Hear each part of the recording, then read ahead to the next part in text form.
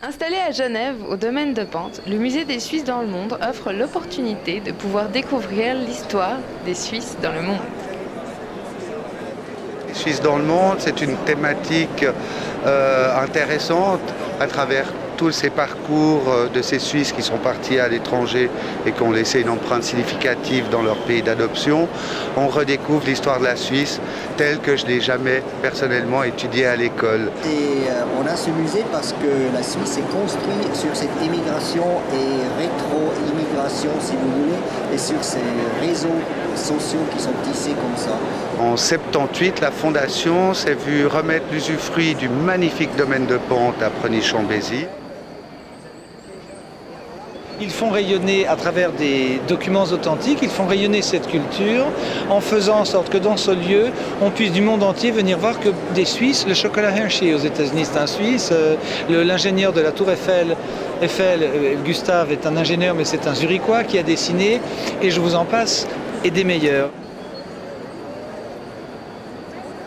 L'inquiétude numéro un pour les éditions et pour le musée, c'est comment on finance un musée. Ça coûte quand même dans les 700 000 francs par an. Il n'y a pas de subvention d'État, il n'y a que des dons privés, c'est des fondations qui vous aident. On peut imaginer la Suisse sans un musée qui célèbre ses valeureux représentants. Et il y en a dans tous les coins. Il y a toujours un Suisse qui se cache, mais dans le monde entier.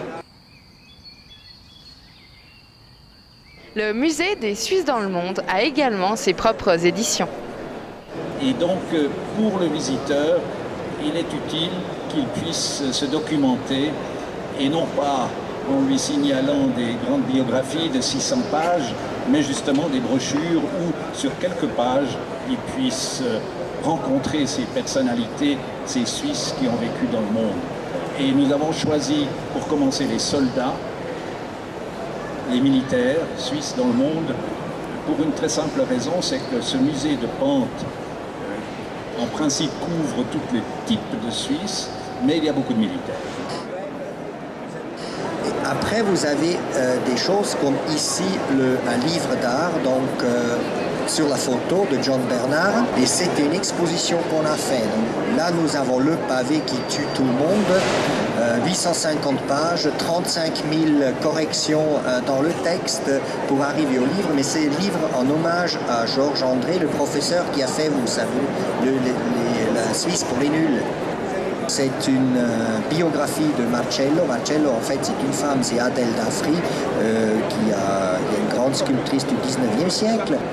Ça, c'est totalement différent parce que c'est un théâtre, d'ailleurs, comme avec celui-ci, qui s'attache, en fait, à recréer une atmosphère des Suisses à l'étranger.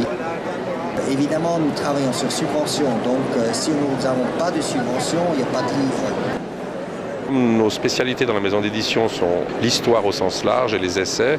Ça tombe très très bien de pouvoir porter à l'étranger, parce que nous sommes diffusés en France, de pouvoir porter à l'étranger des portraits de Suisses qui ont justement voyagé à travers le monde.